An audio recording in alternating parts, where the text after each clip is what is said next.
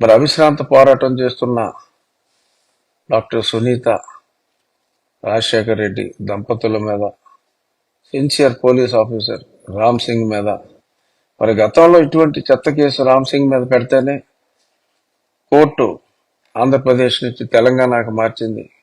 అయినా లెక్క చేయకుండా తిరిగి వాళ్ళ మీద మళ్ళీ కేసులు పెట్టి ఛార్జ్షీట్ కూడా వేసినట్టుగా మరి మనం వార్తల్లో చూస్తున్నాం. అంటే ఇంత దారుణంగా ప్రజలందరికీ కూడా తెలిసిపోయింది హత్య ఎవరు చేశారో, హత్య ఎందుకు చేశారో.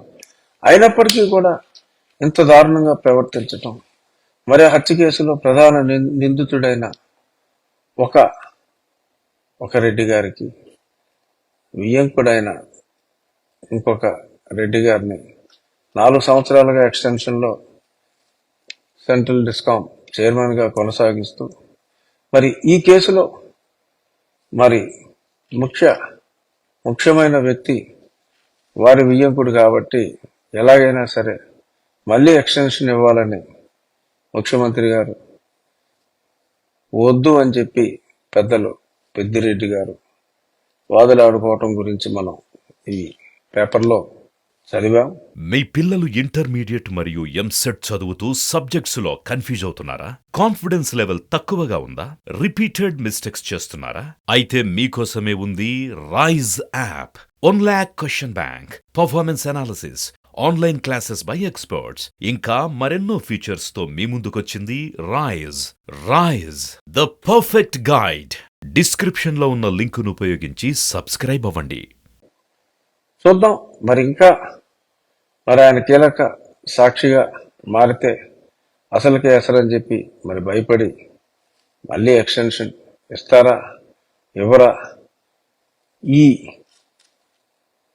సునీత అండ్ రాజశేఖర్ రెడ్డి, రామ్ సింగ్ గారి మీద పెట్టిన కేసు కొట్టివేయాలి అని చెప్పి వారు హైకోర్టుకు కూడా వెళ్ళటం జరిగింది. వారికి సత్వరం న్యాయం జరగాలని, ఈ కేసు బాబాయ్ హత్య కేసు సునీత, రాజశేఖర్ రెడ్డిల పోరాటంతో త్వరలో ఒక కొలిక్కి రావాలని, ఈ సంవత్సరం ఎలక్షన్ లోపే నిజమైన దోషులు ఎవరో తేలాలి అని కూడా మనస్ఫూర్తిగా కోరుకుంటూ, once again happy new year. పెద్దలు చంద్రబాబు నాయుడు గారికి, పవన్ కళ్యాణ్ గారికి, నారా లోకేష్ గారికి, ప్రధాని పూజ్యులు నరేంద్ర మోడీ గారికి, అందరికీ ప్రజా సంక్షేమం కోసం పాటుపడుతున్న నాయకులందరికీ, మరి ముఖ్యమంత్రిగా ఇదే ఆఖరి న్యూ ఇయర్ జగన్మోహన్ రెడ్డి గారికి, మనిషి ఎటువంటి వాడైన ముఖ్యమంత్రి జగన్మోహన్ రెడ్డి గారికి కూడా నూతన సంవత్సర శుభాకాంక్షలు తెలియజేస్తూ